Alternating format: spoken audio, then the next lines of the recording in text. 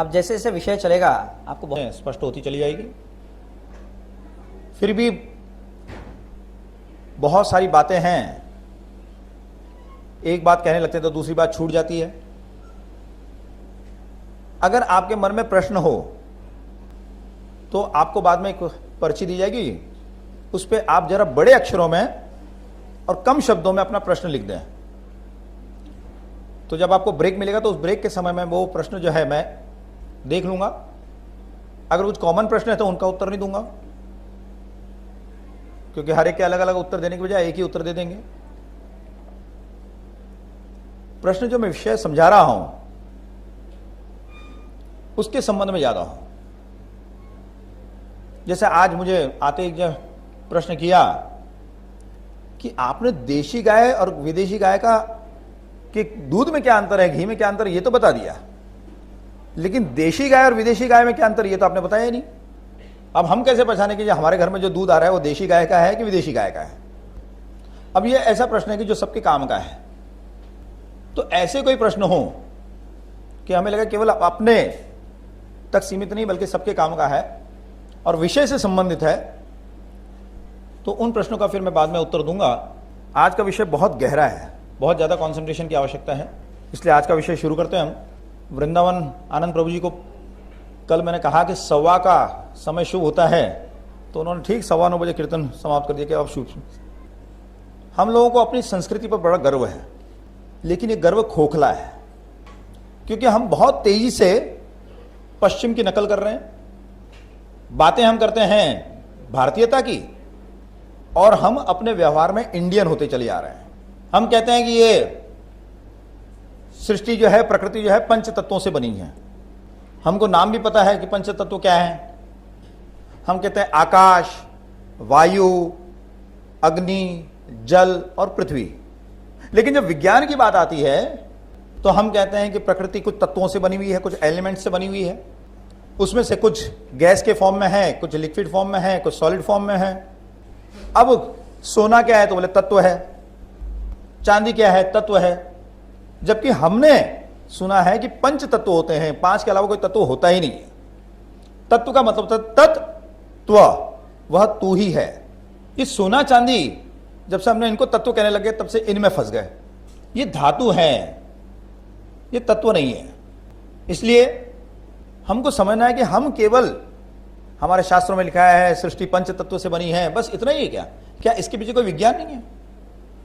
या ये खुद अपने आप में एक विज्ञान है? इन पंच तत्वों को हमारे आयुर्वेद के ऋषियों ने और सरल कर दिया है। उन्हें भी पता था कि भाई आगे आने वाले समय में क्या होगा, लोगों की स्मरण शक्ति कम हो जाएगी, जो उनके दिमाग की स्टोरेज कैपेसिटी है वो कम हो जाएगी। तो 5 चीजों को कहां याद रखेंगे? तो उन्होंने हमारे ऊपर कृपा की और इन 5 को 3 में बदल दिया। आकाश और वायु को मिला के बनाया वात, अग्नि और जल को मिला के बनाया पित्त, और जल और पृथ्वी को मिला के बनाया कफ। और इन वात पित्त कफ के अंदर ही हमारी सारी बीमारियों को डाल दिया। अगर आपको कोई बीमारी होती तो आप पहले पहचानिए कि बीमारी वात की है, पित्त की है या कफ की है, फिर उसका इलाज कीजिए। आपको अपनी प्रकृति को भी पहचाना है तो पहचानिए कि मेरी प्रकृति वात प्रधान है, पित्त प्रधान है या कफ प्रधान है।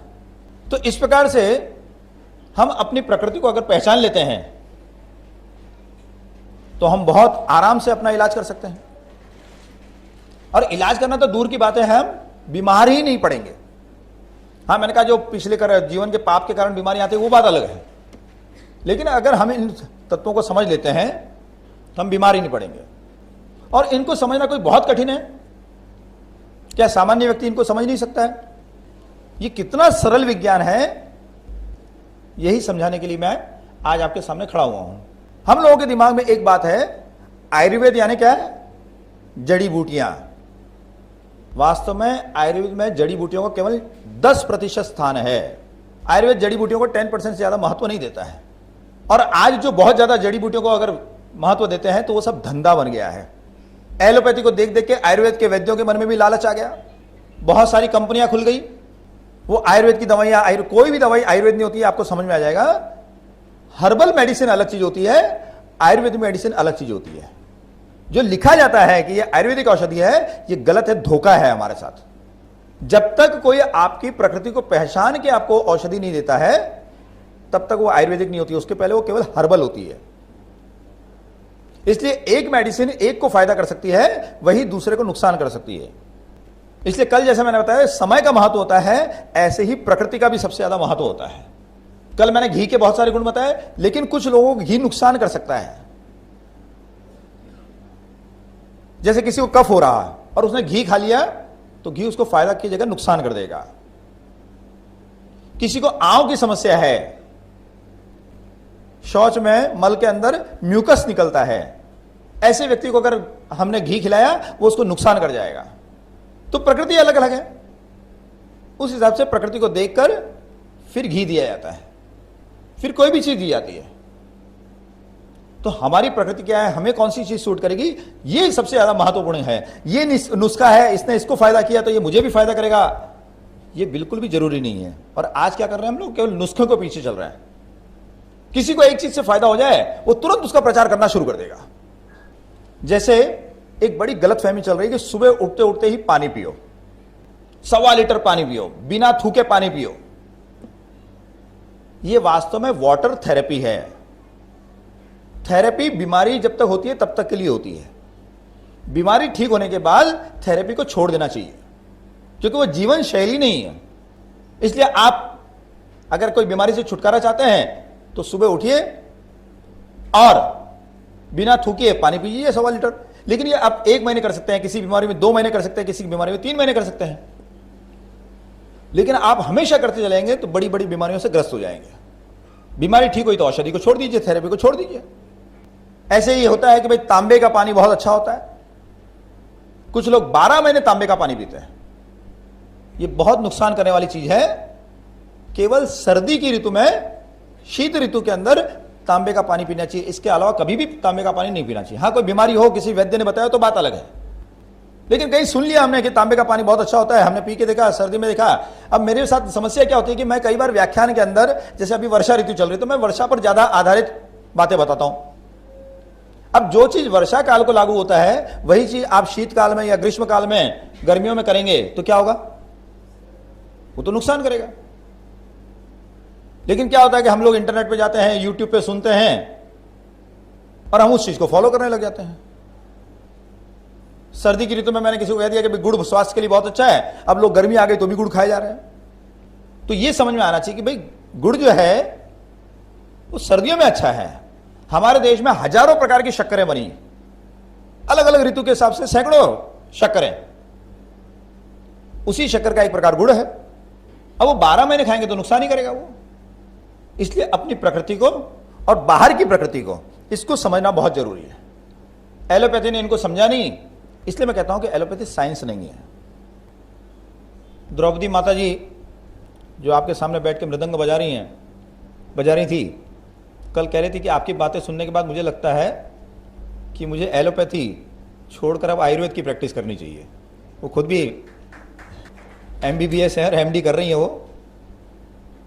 लेकिन अभी तो, कल तो मैंने थोड़ी सी बात बताई, आज मुख्य विषय आयुर्वेद का तो आज आएगा। कल तो केवल नुस्खे बताए थे, कुछ और प्राण विज्ञान बताया था। आज पंच तत्व का जो विज्ञान है वो बता रहा हूं। वायु, हमको समझ में आ गया कि वात के 2 अंग हैं, आकाश और वायु। अब आकाश जो है निष्क्रिय है, सूक्ष्म है, हम जल्दी से समझ नहीं सकते हैं, लेकिन वायु हमारे समझ में आ सकती है। तो वायु के 5 लक्षण देख लीजिए आप।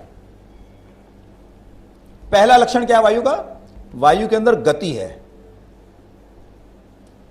कहते हैं कि सूक्ष्म जगत में सबसे अधिक गति किसकी है, मन की है, और स्थूल जगत के अंदर सबसे अधिक गति वायु की है।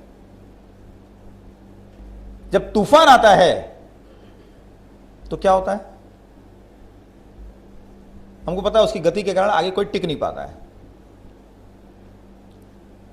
तो हमारे शरीर में जितनी भी गतियां हो रही है, चाहे हमारी आंखों का झपकना हो, चाहे हमारी सांस का चलना हो, चाहे हमारे रक्त का दौड़ना हो, चाहे हमारे उंगलियों का, हाथ पैर का मूवमेंट हो, चाहे हमारे हृदय का धड़कना, सब जो चीजें हैं, जितनी भी बातें हैं, ये सब की सब वात से संबंधित है।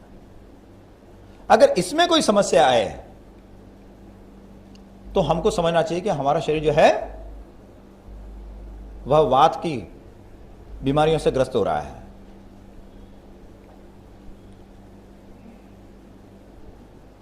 अब जैसे पैरालिसिस का पेशेंट है, क्या हुआ, उसकी हलचल गड़बड़ हो गई ना, तो इसलिए पैरालिसिस जो है, लकवा है, ये किसकी बीमारी है, वात की बीमारी है। हमारे जोड़ों में दर्द हो रहा है, हम आराम से मूवमेंट नहीं कर पा रहे हैं, सामने झुक नहीं पा रहे हैं, घुटना हमारा मुड़ नहीं रहा है, तो जितने भी जॉइंट्स हैं वो सब वात के अंग हैं और इसलिए वो वात की बीमारी है। पैर, हम पैर से सबसे ज्यादा गति करते हैं, इसलिए पैर की अधिकतर बीमारियां जो है वो वात की बीमारियां होती है। अब किसी को पैर में दर्द हो तो समझना चाहिए कि उसका सबसे बड़ा कारण वात है। इसी तरह से हमारे जितनी भी गतियां हैं, तो वायु का क्या गुण बताया, वायु का गुण है, वायु हमेशा मंद होनी चाहिए। मंद वायु स्वास्थ्य के लिए बहुत ही अच्छी होती है। और आज क्या हो रहा है, हम लोग बैठेंगे तो एकदम तेज हवा के नीचे, तेज पंखे के नीचे, सोएंगे तो एकदम तेज पंखे के नीचे। ये तेज पंखे से क्या होता है, शरीर में वायु बढ़ती है। अब देखिए, जब आंधी, अब मुंबई के लोग तो आंधी जानते नहीं है, लेकिन जो लोग मुंबई के बाहर भी जिनको रहने का सौभाग्य मिला है, वास्तव में जिनको मुंबई के बाहर रहने का मौका मिला उन्हीं को सौभाग्य मिला है, वो सब जानते हैं कि जब आंधी आती है तो हम लोग क्या करते हैं, फटाफट खिड़की दरवाजे सब बंद कर देते हैं। कपड़े वपड़े सूख रहे होंगे, फटाफट लेके आ जाते हैं उनको अंदर, तुरंत घर को बंद कर लेते हैं। और जब आंधी चली जाती है तो हम वापस खिड़की दरवाजे खोलते हैं। अब आंधी आने के पहले दरवाजे खिड़कियां बंद करना यह विज्ञान है, या आंधी आने के बाद पूरे घर में धूल मिट्टी भर जाए और फिर कोई आपके पास वैक्यूम क्लीनर लेके आए कि देखिए परेशान होने की जरूरत नहीं है, जिस मकान को आपको साफ करने में 2 दिन लगते थे, हमारे वैक्यूम क्लीनर से हम इसको 2 घंटे में साफ कर सकते हैं। अब आप बताइए, इसको साइंस कहेंगे या खिड़की दरवाजे को बंद करना यह साइंस है? इसलिए आयुर्वेद बताता है कि आने वाली बीमारियों को हम कैसे पहचानें। आंधी तूफान चलता है तो हमें मालूम पड़ जाए, और आंधी तूफान को रोकने के लिए हम लोग पहले से तैयार हो जाएं। लेकिन हमने अपने घर के अंदर ही चक्रवात चला रखा है, पंखा चलता रहता है एकदम तेज, और उसके नीचे सो रहे हैं, तो क्या होगा, तेज पंखे के नीचे सोने से हवा जो है कान से घुसती है अंदर, और कान से घुसने के कारण थायराइड की बीमारी सबसे ज्यादा फैल रही है। अब अगर आपको थायराइड से बचना है तो तेज पंखे के नीचे नहीं सोना है। दूसरा, कान के ऊपर कुछ लपेट लेना है, जैसे कान पे आपने स्कार्फ बांध दिया। कई लोग कहते हैं रुई डालें, तो रुई डालेंगे तो अनकंफर्टेबल होता है। अगर आप स्कार्फ बांध दें या कुछ ऊपर बांध लें उसके ऊपर, तो आप आराम से सो भी सकते हैं। और अब थायराइड के और भी एक कारण है, जो हमारे यहां पर आयोडाइज नमक का प्रचार किया गया, वो एक बहुत बड़ा षड्यंत्र है, उसके कारण भी थायराइड हो रहा है। वास्तव में नमक कैसा होना चाहिए, आपने यहां मीरा रोड पे या कहीं पे देखा होगा कि नमक कैसे बनाया जाता है।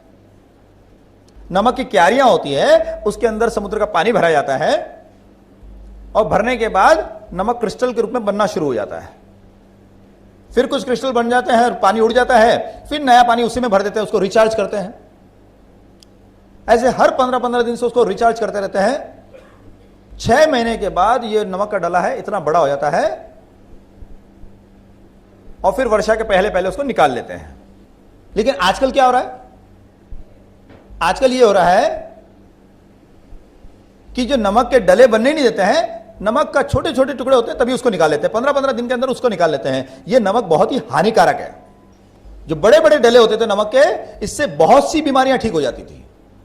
ये जब से हमने छोटे डले के नमक, अभी इसको क्या कर रहे हैं, आयोडाइज करने के बहाने ये सब फैक्ट्रियों में जाता है और आयोडीन की नौटंकी चल रही है। अरबों खरबों का घोटाला, ये भी घोटाला किसी दिन सामने आएगा आपके। जो नमक बीमारियों को मिटा सकता था, आज वही नमक बीमारियों को पैदा कर रहा है। थोड़ा नमक ज्यादा खा लें तो बोलते हैं हाई ब्लड प्रेशर की बीमारी हो गई। इसलिए अगर आपको नमक खाना है तो आप सेंधा नमक खाइए, क्योंकि सेंधा नमक अभी भी सुरक्षित है। जो पहाड़ में होता है, जिसको रॉक सॉल्ट कहते हैं हम, इसलिए नमक खाना हो तो ये बाजारू नमक छोड़िए। मैंने आपको एक ही चीज बताई कि जिस चीज का टीवी पर ऐड आया वो सबसे घटिया होती है। आपने देखा था कि टाटा नमक का ऐड आता था, अन्नपूर्णा नमक का ऐड आता था, और गवर्नमेंट ने खूब ऐड किया, आप आयोडाइज नमक खाइए नहीं तो आपके विकलांग संतान पैदा होगी, मंदबुद्धि संतान पैदा होगी। भाई मेरे दादाजी ने, मेरे पिताजी ने तो कभी आयोडाइज नमक खाया नहीं, तो क्या मैं मंदबुद्धि हो गया कि विकलांग हो गया मैं?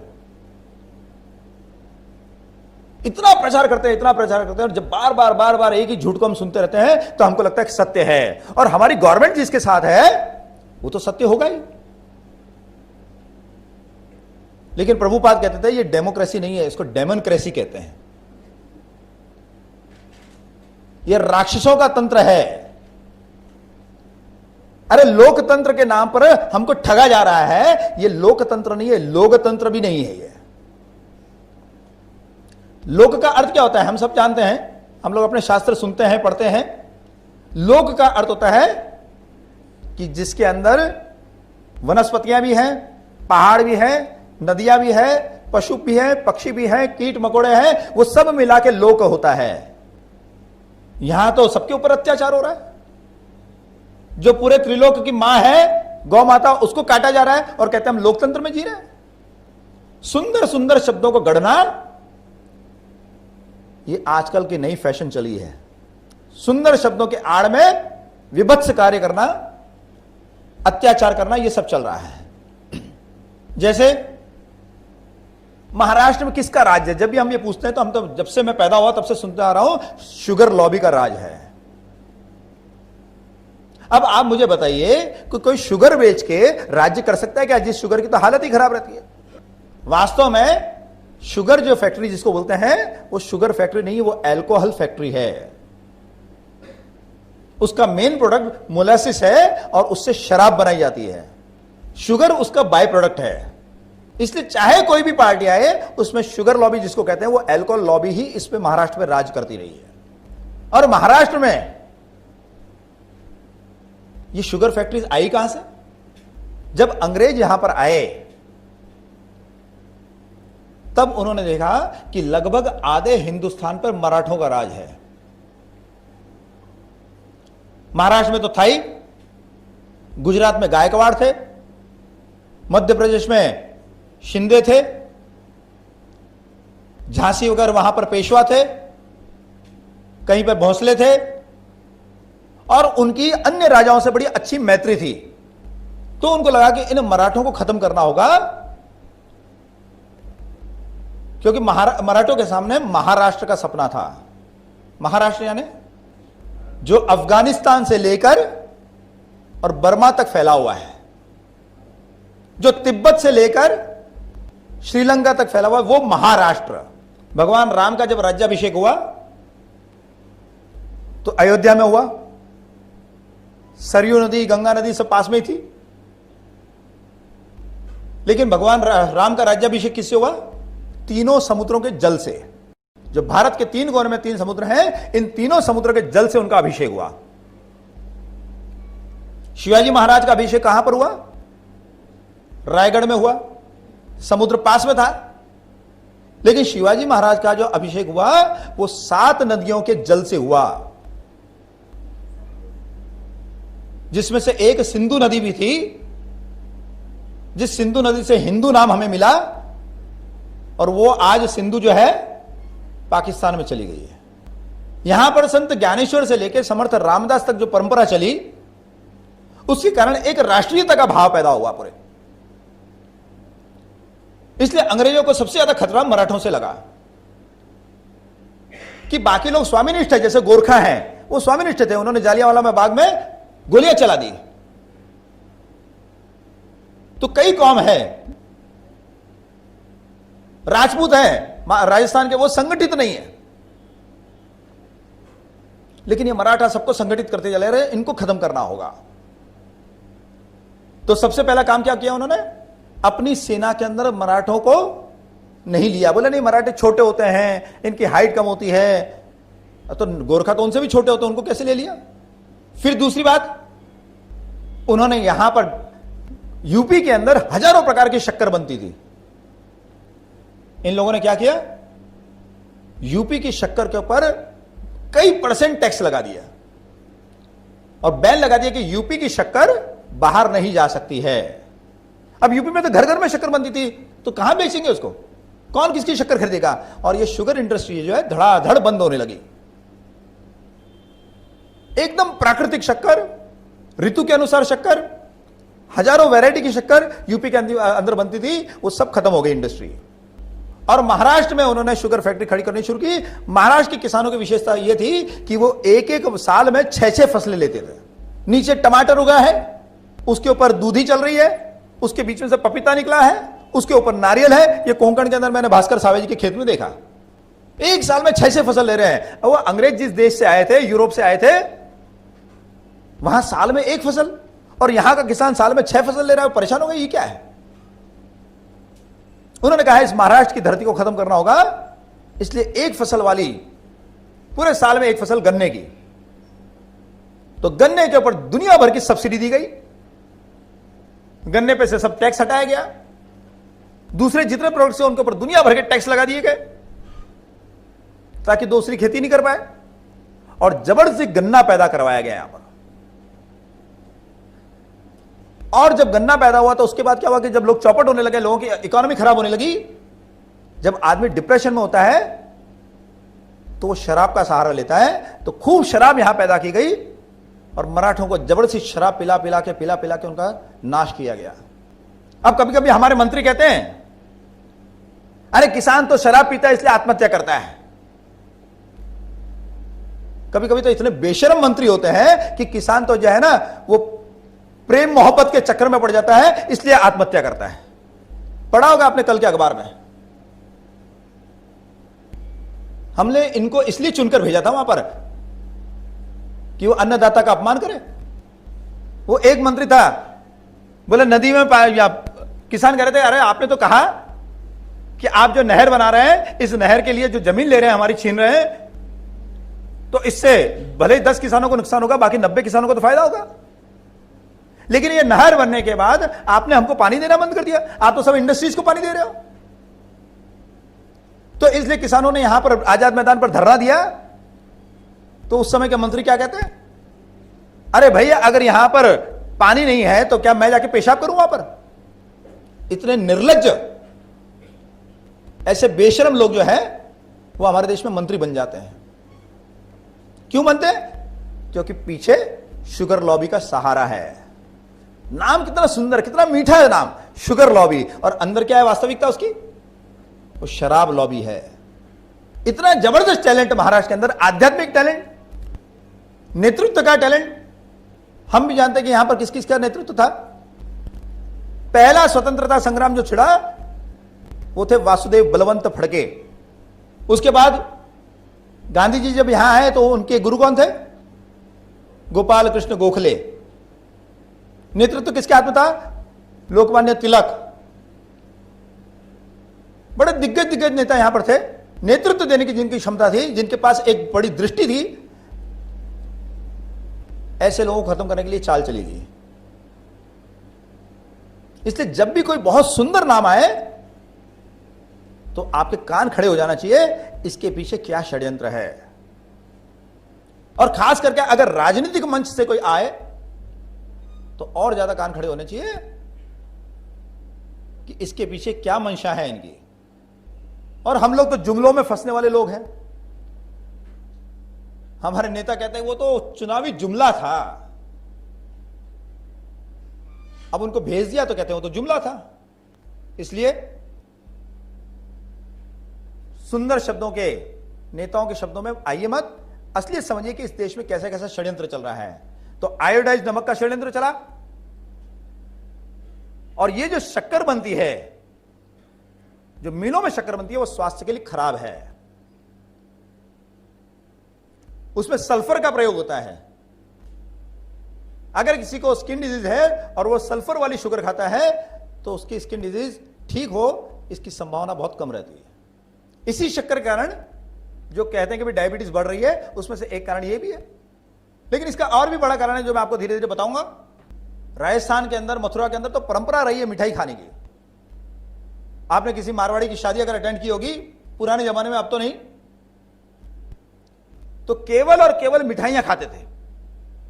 पूरी थाल भर के मिठाइयां मिठाइयां मिठाइयां खाते चले जाएंगे, 2 किलो मिठाई खा जाएंगे, और उसके बाद थोड़ा सा एक पूड़ी और मिर्ची या कोई अचार और ऐसा कुछ ले लिया, सब्जी ले ली, बस हो गया खत्म। 1 पूड़ी 2 पूड़ी से ज्यादा कोई खाता ही नहीं था। लेकिन राजस्थान के लोगों को डायबिटीज बहुत कम। और केरल में मैं गया, वहां पर देखा कि वहां के लोग खाते ही नहीं मिठाइयां। 1 पीस मिठाई आ गई तो बहुत हो जाता है। और सबसे ज्यादा डायबिटीज कहां पर है? केरल में। क्यों? तो धीरे धीरे आपको समझ में आएगा कैसे बेवकूफ बनाया जा रहा है। मीठा मत खाओ, मीठा मत खाओ। अरे मीठा जो है वो तृप्ति देता है।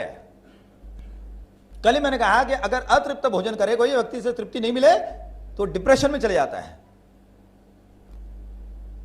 मीठा जो है, मधुर रस है, वो तृप्ति का गुण है उसके अंदर। लेकिन हमने शक्कर का ही सत्यानाश कर दिया। जो तृप्त करने वाला आहार है उसका सत्यानाश कर दिया पूरा। तो आप जब भी खाएं, ये देखिए कि मार्केट में कौन सी शक्कर आ रही है। कई प्रकार की शक्कर आपको मिल जाएगी। एक जन ने पूछा कि हम ब्राउन शुगर ले सकते हैं क्या? मैंने कहा भाई ब्राउन शुगर के भी 2 अर्थ होते हैं। तो कहीं मैं मंच पे बोल दूं और आप जिसने सुना वो लेना शुरू कर दे, फिर क्या होगा? मतलब जो शक्कर चमकती नहीं है, एकदम सफेद नहीं है, वो शक्कर अच्छी है। अब उसमें कोई ऑफ वाइट होती है, कोई ब्राउन हो सकती है, ऐसी शक्कर आप खाइए। ऐसे ही जब मैं षड्यंत्र की बात बता रहा हूं तो डेयरी, जिसको व्हाइट रेवोल्यूशन का कारण माना गया, डेयरी भी बहुत बड़ा बेवकूफ बनाने का धंधा है। ये डेयरी के कारण गायों की हत्या सबसे ज्यादा हुई। और कैसे ये काम करते हैं? डेयरी को प्रमोट करने के लिए एक फिल्म आ गई, मंथन। आप में से कुछ लोगों ने देखी होगी।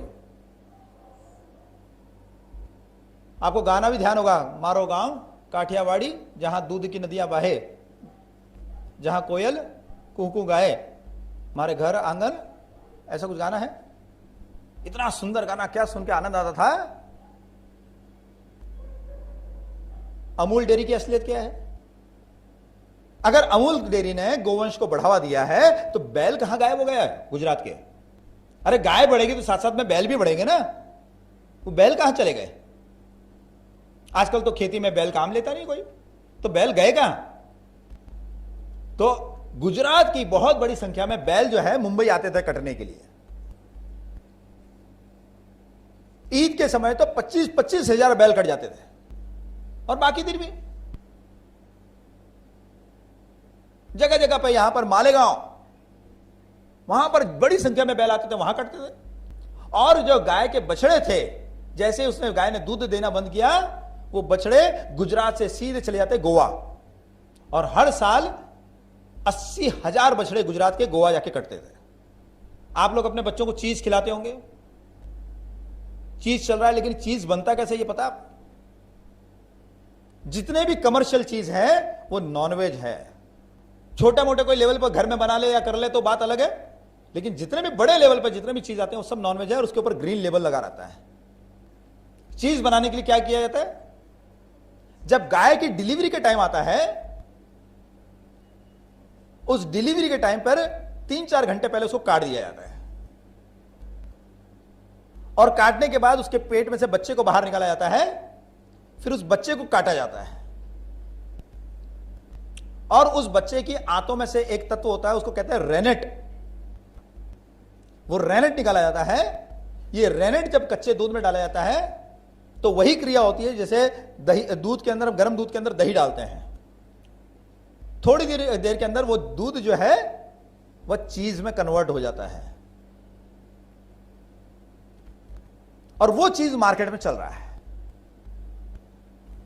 और आप अगर कोर्ट में जाएंगे कि भाई ये तो नॉनवेज है, तो कोर्ट कहता है नहीं, नॉनवेज यानी क्या है कि मांस जो होता है वो नॉनवेज होता है। ये रेनेट तो नॉनवेज की परिभाषा में नहीं आता है, क्योंकि नॉनवेज की परिभाषा अलग अलग देशों में अलग अलग है। मेरे एक मित्र गए गोवा, तो बोला मैं वेजिटेरियन हूं, तो उन्होंने कहा ठीक है। तो उन्होंने क्या किया, उनको चावल परोसा और उसके ऊपर एक मछली रख दी। अरे उन्होंने कहा मैं बोला ना मैं वेजिटेरियन हूं। तो बोले ये तो मछली तो समुद्र का फूल है, समुद्र का फल है, ये नॉनवेज थोड़ी है, नॉनवेज यानी मटन। अब उनकी परिभाषा ये है नॉनवेज की। तो अलग अलग जगह, मैं असम के जंगल में गया, वहां एक घर में गया, तो वो मुझे एक सब्जी रखने लगे, बोले ये जंगली सब्जी होती है क्वास, बोले ये सब्जी आपको चलेगी? मैंने कहा चलेगी बिल्कुल। जैसे ही परोसने लगे कि उन्होंने कहा लेकिन इसमें सूअर की चर्बी है। अरे मैंने कहा क्या कर रहे हो? मैंने कहा तुम्हें पता नहीं मैं नॉनवेज नहीं खाता हूं। तो ले नॉनवेज क्या है, मांस थोड़ी है, चर्बी है, तो चर्बी तो तेल होता है। अब उनके लिए परिभाषा अलग है, लेकिन हमारी भारतीय संस्कृति की क्या परिभाषा है नॉनवेज की? भारतीय संस्कृति कहती है कि किसी भी पशु को अगर आप कष्ट देकर उसके शरीर से कोई चीज निकालते हैं, वो नॉनवेज है, वो मांसाहार है। अब हम जब कोर्ट में आते हैं तो कोर्ट में हार जाते हैं। क्यों हार जाते हैं? क्योंकि वहां परिभाषा ही कुछ अलग दी हुई है। वहां कहते हैं कि नहीं नहीं ये तो नॉनवेज में आता नहीं है, रेनेट तो। इस प्रकार से पूरे देश को धोखा दिया जा रहा है। आप अमूल चीज देखेंगे, उसके ऊपर भी, अमूल चीज के ऊपर भी ग्रीन लेबल लगा रहेगा। एक डीवीडी आप कभी मेरे सेंटर में आए तो मैं आपको दूंगा, उस आप डीवीडी में देखिए कैसे गाय और बछड़े को काट रहे हैं और कैसे क्या क्या चीजें हमारे को वेज के नाम पर खिलाया जा रहा है। हम ये, मैं दावे के साथ कह सकता हूं, हम जो पूरे हॉल में बैठे हैं, हम में से एक भी आज वेजिटेरियन नहीं रहा होगा।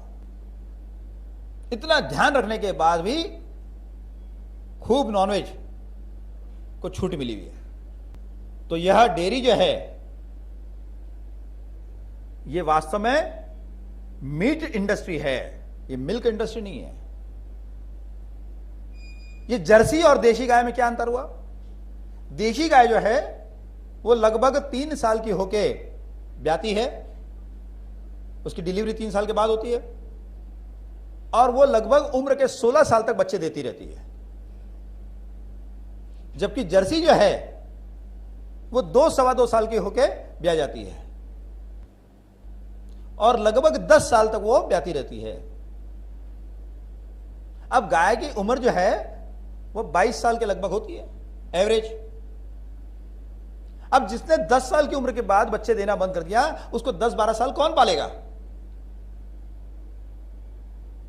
इसलिए लोग उससे छुटकारा पाना चाहते हैं। दूसरी बात है, अगर 14 साल से बड़ी गाय हो तो उसका जो मांस होता है, जो मांसाहारी लोग कहते हैं, वो फाइबरस हो जाता है। जैसे कोई चीज पक जाती है ना तो फाइबरस हो जाती है। जैसे मूली हम खाते हैं तो फाइबर हो जाती है उसके अंदर, फंसी हम खाएंगे वो फाइबरस हो जाती है। तो फाइबरस चीज को खा नहीं सकते, उसमें टेस्ट नहीं होता है। इसलिए कहते हैं कि नहीं, गाय अगर कटनी चाहिए तो 14 साल के पहले कटनी चाहिए। दूसरी बात है, 14 साल के बाद गाय की जो स्किन है, जो त्वचा है, उसकी चमड़ी जो है, उसके ऊपर रिंकल्स पड़ने लगते हैं, जैसे बूढ़े व्यक्ति का शरीर में होता है ना। उसका दाम ज्यादा नहीं मिलता है, इसलिए गाय को 14 साल के पहले पहले काटना है। लेकिन दूध देती गाय को कोई काटने कैसे दे सकता है? इसलिए जर्सी को, ये जो डेयरी है, ये जर्सी को बढ़ावा दे रही है कि 10 साल तक तो हम दूध बेच लेंगे और बाद में गाय को बेच देंगे, और ये गाय क्या करेगी? ये कटने चली जाएगी।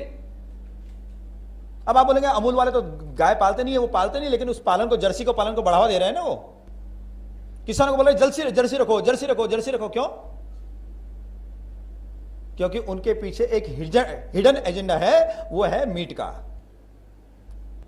ये दूध इनका बाय प्रोडक्ट है, मेन प्रोडक्ट जो है वो मीट है।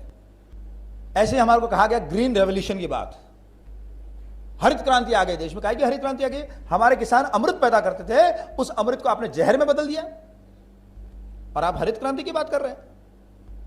पूरे देश को जहर खिलाने का अभियान शुरू हुआ और उसको हम हरित क्रांति कह रहे हैं। मगर हो क्या रहा है? ये होता क्यों है ऐसा? इसका एक सबसे बड़ा कारण समझ लीजिए, आज दुनिया में किसी भी पार्टी का राज नहीं है, चाहे भारत हो चाहे अमेरिका हो। आज दुनिया में केवल कॉरपोरेट कंपनीज का राज चल रहा है।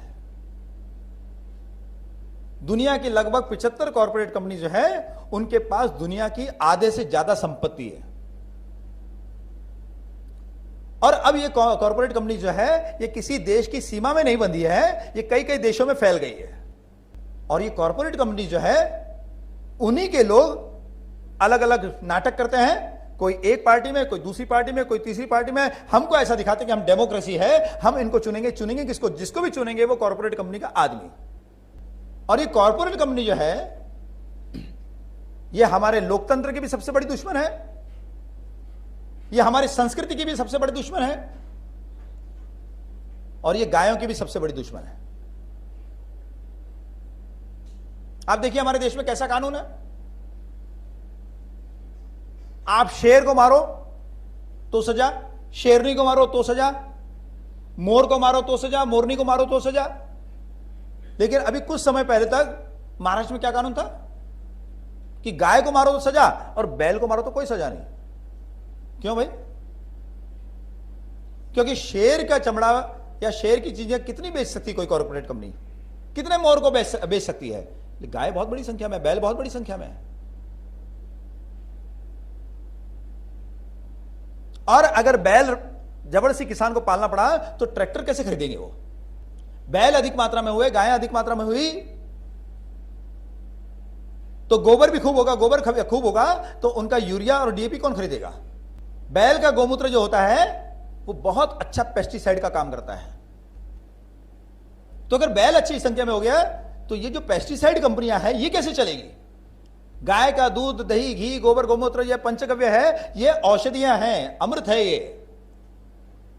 अगर ये लोगों को सुलभ रहेगा, गांव गांव के अंदर, घर घर के अंदर गाय होगी तो दवाइयां कैसे बिकेगी?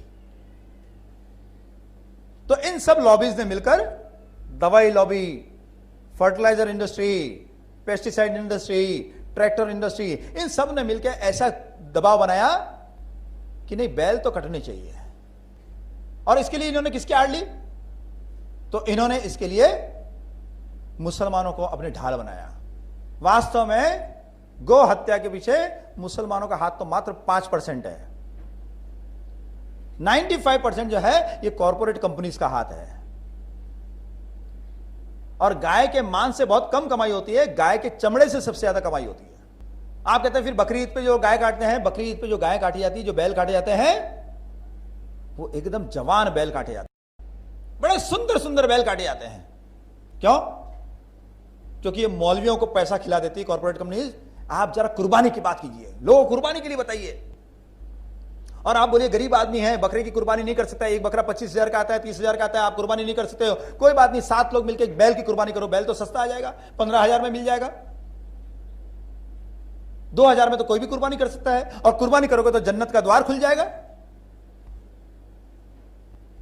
वास्तव में कुर्बानी कहते किसको है? एक बहुत बड़े विद्वान लेखक है पद्मश्री मुजफ्फर हुसैन जी, उन्होंने एक पुस्तक लिखी है इस्लाम और शाकाहार। उस पुस्तक के अंदर उन्होंने लिखा है कुर्बानी तो लाखों में कोई एक व्यक्ति कर सकता है, बड़ा कठिन काम है कुर्बानी। क्योंकि कुर्बानी किसको कहते हैं कि जो आपको सबसे प्रिय है उसकी कुर्बानी करो। तो किसी ने 1 महीने पहले किसी बैल को खरीदा या 5 दिन पहले किसी बैल को खरीदा, वो अचानक प्रिय कैसे हो गया उसको? फिर एक जिसको आप कुर्बानी करते हो वो केवल 5 बार जो नमाज पढ़ने वाला व्यक्ति है वही कुर्बानी कर सकता है। आज तो देखो जिसको कुर्बानी कर रहा 5 बार नमाज भी नहीं पढ़ता, कुर्बानी करने चल देता है। जो काटता है वो भी 5 बार नमाज पढ़ने वाला होना चाहिए। ऐसा नहीं कि कोई भी काट दे उसको। एक पशु के सामने दूसरे पशु को नहीं काटा जाना चाहिए। आप देवना कत्लखाना में चांडक जी और कई लोग गए, मेरी तो हिम्मत नहीं पड़ी वहां जाने की, लेकिन जो इन्होंने बताया और जो वीडियो दिखाए, लाइन में लगे हैं बैल और धड़ाधड़ एक के बाद एक काटा जा रहा है। फिर उसमें लिखा है जिसकी कुर्बानी करते हैं उसको पटकना नहीं है, उसको लिटाकर उसको काटना है। अब किसी को आप काटने जा रहे हो, वो जाके लेट जाएगा कि हाँ भाई मैं लेट जाता हूं, काटो मेरे को। और वो एकदम अच्छी कंडीशन में होना चाहिए। ये बैलों को इंजेक्शन लगा देते हैं, उससे वो बेहोश जैसे हो जाते थे, ताकि भाग नहीं पाते थे इधर उधर, आधे होश में आधे बेहोश में, जैसे कोई नशे में हो, और फिर उसको पटक के और उसको काट देते हैं। फिर जिस बैल को काटा जाता है या जिसकी कुर्बानी करते हैं, उसको अच्छा खिलाना पिलाना है, उसको किसी प्रकार का कष्ट नहीं होना चाहिए। जिस प्रकार से किशोर कराला जी, चेतन शर्मा जी मेरे को बता रहे थे कैसे ट्रक पकड़े जाते हैं। हमारे बीच में एक और सम्मानीय व्यक्ति आए हैं, मैं उनका सम्मान तो बाद में करूंगा, श्रीनिवास जी गाड़गे। उन्होंने बताया कि ट्रक जब पकड़े जाते हैं तो ट्रक के अंदर एक गाय के ऊपर दूसरी गाय, एक बैल के ऊपर दूसरा बैल ऐसे भर देते हैं। जिसको इतना कष्ट दिया जा रहा है उसकी कुर्बानी हो सकती है? हत्या कर रहे हैं ये लोग, और इनके मौलवी बोलते हैं कि कुर्बानी कर रहे हो तुम लोग। हत्या को कुर्बानी का नाम दे रहे हैं। कुर्बानी एक बड़ी पवित्र चीज होती है। कुर्बानी का मतलब होता है बलिदान। अपने प्रिय चीज का बलिदान करो अल्लाह के लिए, और ये हत्या कर रहे हैं और उसको कुर्बानी का नाम दे रहे हैं। आप भी अपने कोई मुसलमान मित्र हो तो उनको ये इस्लाम और शाकाहार पुस्तक जरूर गिफ्ट कीजिए कि यार तुम कर क्या रहे हो, तुम भी धर्म पे चलो। हम कहां मना करते तुमको अपने धर्म पे चलने के लिए, लेकिन धर्म के नाम पर चल क्या रहा है? और उसमें जो सबसे कठिन कंडीशन है वो कंडीशन ये है कि जिसकी कुर्बानी करता है, जिसकी कुर्बानी देते हो आप, उसकी आंखों में देखते हुए कुर्बानी दीजिए। मैं गोपाष्टमी के दिन एक मुस्लिम कपल को लेके गया केशव सृष्टि। केशव सृष्टि में जो गौशाला है वहां मैंने उसे कहा कि इसके ऊपर हाथ फिराओ। पहले तो डर रहा था, कभी गाय के ऊपर हाथ फिराई नहीं थी उसे। फिर मैंने उसे बताया गाय के गले पे हाथ फिराओ, गाय को बड़ा अच्छा लगता है। तो उसने गाय के गले पे हाथ फिराना शुरू किया तो गाय ने तुरंत अपनी गर्दन ऊपर उठा ली। अब वो बड़े डरते डरते हाथ फेरा था कि कहीं मुझे मार नहीं देते, तो देखते जा रहा था उसकी आंख में कि कहीं कहीं मारे तो नहीं मुझे। बाद में उसकी पत्नी का फोन आया, उसने करीब 10 मिनट हाथ फिराया गाय के ऊपर। बाद में उसकी पत्नी का फोन आया मेरे पास, क्योंकि वो मेरी पेशेंट थी। उन्होंने कहा कि मेरे पति कह रहे थे कि गाय की आंख कितनी सुंदर है, मैंने आज तक दुनिया में इतनी सुंदर आंखें नहीं देखी। अरे जो गाय को काटने वाला है 1 मिनट केवल अगर गाय की आंख में देख ले तो गाय को काट नहीं सकता, तो ये लोग क्या काटने वाले गाय की आंख में देखते नहीं? बोले नेचुरल काजल लगाए उनकी आंखों में। तो कुर्बानी की शर्त है कि जिसको काटा जाता है उसकी आंखों में देखो, वास्तव में जिसके अंदर दिल है और जो वास्तव में अल्लाह का बंदा है, अगर गाय की आंखों में 1 मिनट देख ले वो कुर्बानी कर ही नहीं सकता है। हत्यारे लोगों को कि बैठा दिया वहां पर कुर्बानी करने के लिए। इसलिए गाय का सबसे बड़ा दुश्मन मुसलमान नहीं है, गाय के सबसे बड़े दुश्मन कॉर्पोरेट कंपनीज, क्योंकि 25-25 हजार बैल कटते हैं एकदम नए नए, और उन बैलों का चमड़ा इकट्ठा होता है और उनका चमड़ा खूब अच्छे भाव में बिकता है। वो चमड़ा खूब अच्छे भाव में बिकता है और उसका कमीशन इनको मिलता है। और ये कॉर्पोरेट कंपनीज का एक सबसे बड़ा हथियार है टीवी। ये टीवी की जो एडवर्टाइजमेंट है, जो बच्चे बड़े पसंद करते हैं, ये सबसे खतरनाक चीज है। ये टीवी ने ही मैगी जैसी सड़ी हुई चीज के का क्रेजी बना दिया बच्चों को। मैगी खाना है, मैगी खाना है, मैगी खाना है। कुछ लोगों को तो पता चला कि जब मैगी पर बैन लगा है तो उन्होंने बहुत सारे पैकेट्स खरीद खरीद के लेके आ गए घर पे कि यार बाद में फिर मैगी मिलेगा नहीं। ऐसे बेवकूफ मां बाप भी कि हमारा बच्चा तो बिना मैगी के रह नहीं सकता है, 50 पैकेट लेके आ गए एक साथ।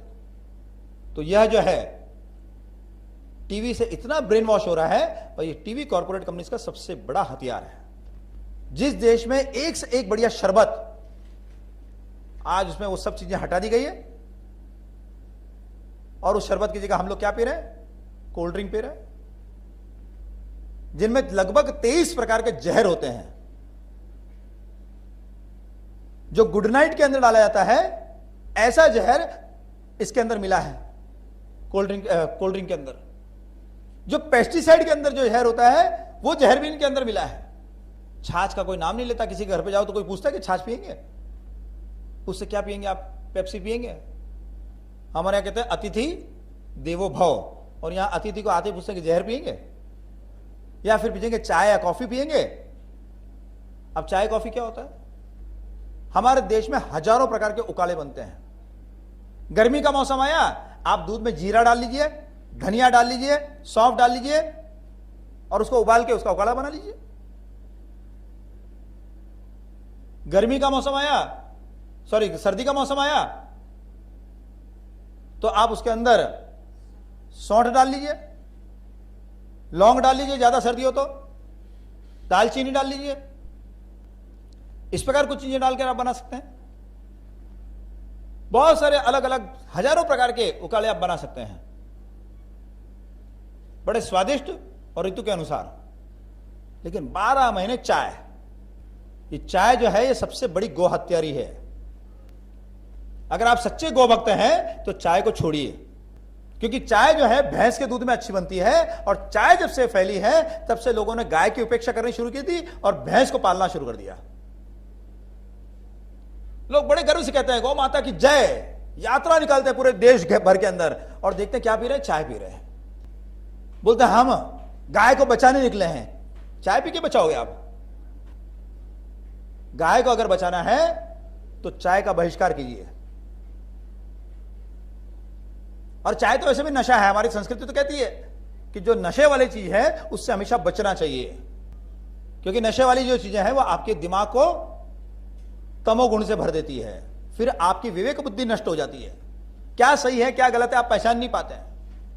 इस चाय ने भैंस को बढ़ावा दिया है, और भैंस के अंदर तो किसी देवता का स्थान नहीं है, और भैंस के ऊपर एक देवता है उनका स्थान है। वो क्या नाम है उनका? अब यमराज के वाहन क्या है, उसके दूध का, हमारे यहां तो दुर्गा जी ने क्या किया था, भैंस को मारा था, इसलिए उनका नाम क्या पड़ा, महिषासुर नंदिनी, हा मर्दिनी, महिषासुर मर्दिनी। तो यह जो है हम कहते हैं हम अपने संस्कारों को मानते हैं, हम शास्त्रों को मानते हैं, तो शास्त्रों को मानते तो फिर भैंस का दूध क्यों पीते हैं? शास्त्रों को मानते हैं तो फिर भैंस के दूध की मिठाई क्यों खाते हैं? कई लोग कहते हैं कि नहीं भैंस का दूध ज्यादा स्वादिष्ट होता है। अरे भैंस का दूध स्वादिष्ट होता है तो इसका क्या मतलब हुआ? कुछ विवेक का भी तो काम होना चाहिए, उपयोग होना चाहिए। भैंस के दूध में अच्छी मलाई निकलती है, गाय का दूध तो पतला पतला होता है।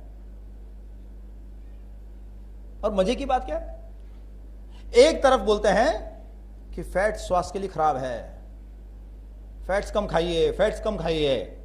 अब जो चीज खराब है उसका भाव कम होना चाहिए, जो चीज अच्छी है उसका भाव कम होना चाहिए।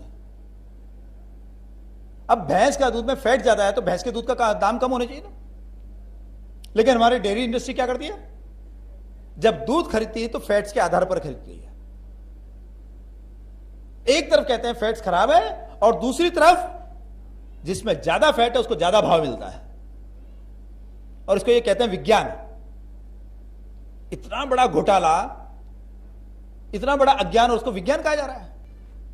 कंस भी मामा था और कृष्ण भी मामा थे, दोनों मामा की एक ही कीमत।